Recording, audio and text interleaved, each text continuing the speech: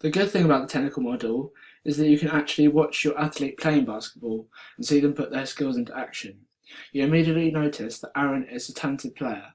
He appears to move about the court smoothly and effortlessly, and he is clearly the best player in his team and one of the best in all of the teams. The numerical model and notational models don't really recognise how good he is. However, they do pick up his weaknesses and give him a good idea of what he can improve on if he wants to be a better player. The technical model looks at technique, where Aaron's experience really shows, and he does better than inexperienced Charlie. These are the two videos of Aaron and Charlie rebounding. In both videos, Charlie and Aaron prevent their attacker from getting the ball.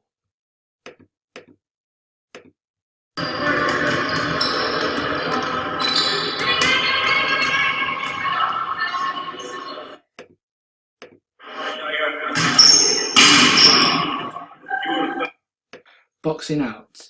They begin with facing the player and placing an arm on them. However, Charlie begins to look at the ball immediately and takes his eyes off the opponent. In comparison, Aaron looks at the ball but is also aware of where the attacker is.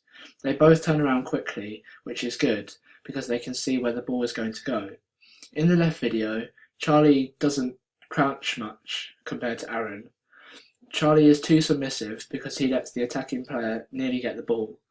He doesn't put his arms out wide enough, so he has less control over the attacker. In contrast, Aaron remains very much in control of the attacker because he is low to the ground. In comparison with the perfect model, Aaron and Charlie both face their opponent, but they both only put one hand on the attacker instead of two. This means that they don't have as much control over the attacker as the perfect model. Also, Charlie is too submissive because he doesn't push his hips into the attacker to make them unable to get the ball. However, Aaron is very good at slowing down the attacker by having a wide stance and pushing his hips back into his opponent.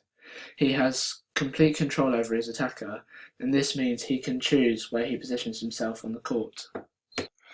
On the jump and catch phase, Charlie I does not jump and catch the ball at all.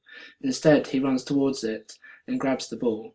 It is effective because he gets the ball before his attacker, but if his player was taller and jumped from behind him, then he would get the ball instead of Charlie. In comparison, Aaron has a very good jump and catch phase. Once he has finished boxing out, he looks so he can see the ball clearly. Then he jumps high, raises his arms, and catches the ball firmly. In the two videos, we can see that Aaron is definitely the more experienced player because he jumps to collect the ball, whereas Charlie doesn't. However, the shot for Aaron was probably better because it was a good height to show off the skill, whereas Charlie's went in and didn't really require him to jump. In the perfect model, the player wants to be fairly close to the basket, but not too close. He then needs to jump as high as he can to grab the ball in mid-air. Once he has the ball, he needs to bring it close to his chest to prevent the opponent from getting it out of his hands while in the air. In comparison to the perfect model, Charlie was too close to the basket, whereas Aaron was in the perfect position to catch the rebound. Charlie did not jump to receive the ball in the air. Instead, he ran towards it. Aaron jumped up high and caught the ball in mid-air. Charlie did bring the ball close to his chest, and so did Aaron. Aaron compared well to the perfect model. He outperformed Charlie on the technical model. In comparison to the perfect model, Charlie is quite good at the land, protect and move because he brings the ball fairly close to his chest and pivots out in order to pass the ball out to a teammate. However, he needs to bring it really close to his chest, so there isn't any chance that the opponent can get it. Also, when he pivots, he takes a step, and therefore he raises his other leg off the floor as a result. In comparison to the perfect model, Aaron has a good protect phase because he brings the ball closer to his chest than Charlie. However, Aaron doesn't pivot at all because his legs are too close together, and this makes him unstable. The main weakness in Aaron's game, identified by the technical model, is when he fails to pivot out. The reason why this is a weakness is because it makes him unstable, so an attacker can get the ball easily. Also, it could affect his pass out because he will be off balance and therefore won't pass confidently. In order to improve his pivot, Aaron and his team can do drills in training. For instance, having a player who throws the ball at the backboard.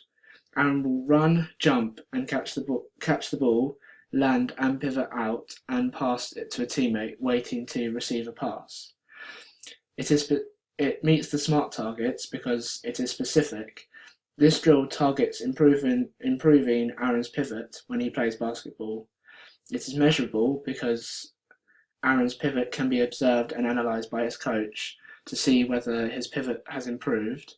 An iPad could be used to record Aaron's pivot so that he can observe it and improve it. Achievable. Improving Aaron's pivot is achievable because he already has a good pivot, but it isn't perfect. Realistic. Improving Aaron's pivot is realistic because it just needs practice. Time-bound. When Aaron is in games, he's going to focus on pivoting once he has got the ball after the other team has shot. He is going to be thinking about it for 1 month and trying to do it as well as he can every time he gets the opportunity. By the end of the month, pivoting should have become a normal part of Aaron's game. Aaron's second weakness is that he only places one hand on the attacking player instead of two. This is a weakness because he isn't in complete control over the other player, so they could easily run around him and steal the ball. In order to make Aaron use two hands, his coach could do rebound practice, emphasising the importance of using two hands. He could introduce a forfeit of 5 press-ups for any player who failed to use two hands. It meets the SMART targets because it is specific. This practice focuses on the problem of not using two hands. It is measurable because Aaron will be able to measure his success by whether he has to do a forfeit. Achievable. Aaron's coach could easily put this into a training session. Realistic. Aaron will soon start using two hands because he won't want to get a forfeit. Time-bound. The drill is time-bound to 1 or maybe 2 training sessions. This is a short-term measure because it would get boring if it is used too often. I think this drill would very quickly make Aaron remember to use two hands to hold off the attacking player. I think he would be doing it in the next game.